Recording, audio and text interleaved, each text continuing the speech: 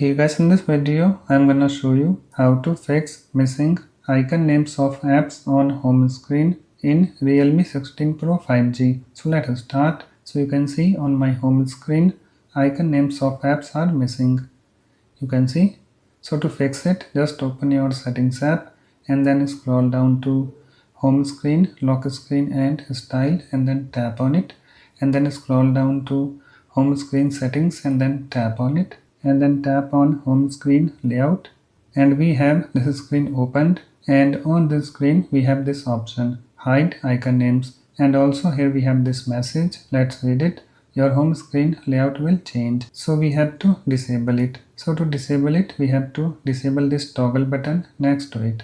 So to disable this toggle button, just tap on it so that this slider moves to the left. So let me show you. Let me tap on it and you can see it's now disabled. After that, just tap on apply button. And now if I go to my home screen, you can see the icon names of apps.